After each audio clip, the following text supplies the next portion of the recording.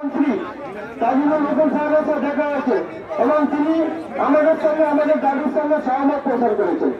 তিনি বলেছেন, ঠিকই আপনারা যেভাবে বঞ্চিত হচ্ছেন এই বঞ্চনার অবসান হওয়া উচিত।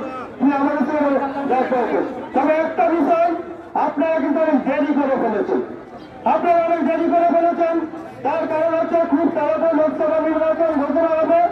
সেই নির্বাচনের কারণে হয়তো এটাকে কিছু করা যাবে না। আর আমি ভারপ্রাপ্ত মন্ত্রী, আপনাদের দায়িত্বপ্রাপ্ত মন্ত্রী আমাদের রাজ্যের মাননীয় মুখ্যমন্ত্রী, তিনি নিজে মাদ্রাসা মন্ত্রী, তিনি নিজে সরকারের দপ্তরের মন্ত্রী। তার কাছে আপনাদেরকে যেতে হবে আগামী দিন। এবং আপনাদেরকে বলে দিচ্ছি, আপনারা এসছেন এই দাবিগুলো নিয়ে, আবার আপনারা ইলেকশন মিটে গেলে জুন মাস নির্দিষ্ট করে বলে দিয়েছেন যে আপনারা জুন মাসে আসুন, আপনাদের জন্য আমি আছি দেখবো। এবং তিনি একটা ট্রেডের কথা বলেছেন, বলা উচিত না। সরকারি দপ্তরে যাই তিনি যা বলেছেন, তিনি আমাদের 100% মানে সহমত প্রকাশ করেছেন।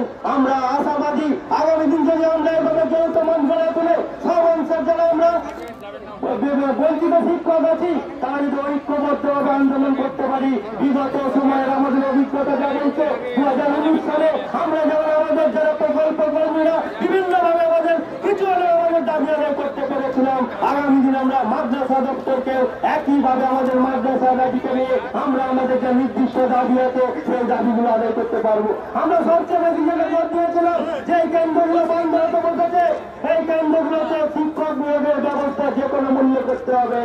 তিনি বলেছেন এই নিয়ে যে সরকারের ভাবনা চিন্তা আছে খুব ভালো না, এবং ডিরেক্টররা যারা সরকারি আমলারা আছেন এবং থেকে একেবারে এই সেই কেন্দ্রগুলোকে সঠিকভাবে লালন পালন করার অভাব হচ্ছে। সে কারণেই বলেছেন আগামী দিন সুনির্দিষ্ট পরিকল্পনা নিয়ে আপনাদের এই কেন্দ্রগুলো যাতে রক্ষা করা যায় তার ব্যবস্থা গ্রহণ করা হবে।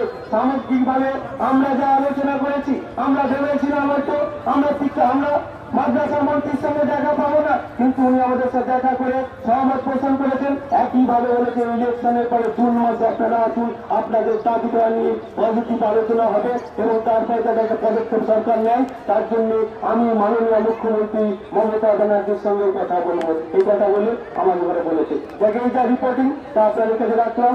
রেখে আমি আমার মাদ্রাসা দপ্তরের পক্ষ থেকে আমরা যত আমাদের বঞ্চিত শিক্ষক আছে সবাইকে অভিনন্দন জানিয়ে আমি আমার বলা শেষ করলাম।